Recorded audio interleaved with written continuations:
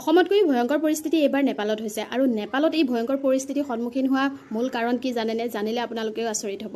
কাৰণ নেপালত আজি অলপ দিনৰ আগত মুছলিমৰ ওপৰত বহুত অত্যাচাৰ কৰিছিল আৰু হিন্দুৱে মুছলিমক থাকিব শান্তি দিয়া নাছিলে। বহুত মছজিদ ভাগিছিলে, বহুত মানুহ ঘৰ নোহোৱা কৰি পেলাইছিলে, মানুহ মাৰিছিল, যাৰ বাবে আজি নেপালে এই সমস্যাৰ সন্মুখীন হ'বলগীয়া হৈছে।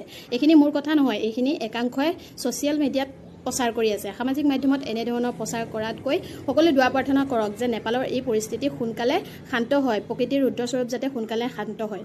এইবোৰ ৰাজনীতি কৰি লাভ নাই। বিপদৰ সময়ত এজনে আনজনৰ কাষত থিয় হওক, ৰাজনীতি বাদ দিয়ক।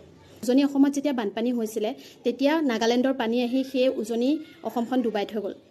তেতিয়া আমি সকলোৱে এজনে আনজনৰ কাষত থিয় দিছিলোঁ আৰু সহায় সহযোগিতা আগবঢ়াইছিলোঁ। আৰু যদিও আমি সেইখিনি কৰিব নোৱাৰোঁ, ঘৰত থাকি দোৱা প্ৰাৰ্থনা কৰিব। সামাজিক মাধ্যমত এচামে প্ৰচাৰ কৰি আছে যে হিন্দু মুছলিম কৰাৰ কাৰণে নেপালত এই ভয়ংকৰ প্ৰলয় আহিছে আৰু উজনি অসমতো সেই তেনেকুৱাই হৈছে। কাৰণ আমি এই যিবোৰ আমাৰ এতিয়া সমস্যাৰ সন্মুখীন আমি হৈ আছোঁ সেইবোৰ আমি নিজে আনিছোঁ।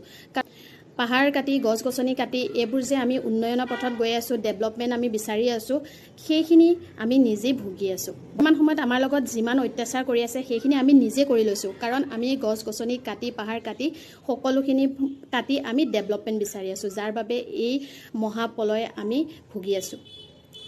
যিমান আমি এজনে আনজনৰ প্ৰতি হিংসাভাৱ আৰু জাতি ধৰ্ম এইবোৰ লৈ আমি লাগি আছোঁ, সিমান আমাৰ ওপৰত অত্যাচাৰ হৈ আছে।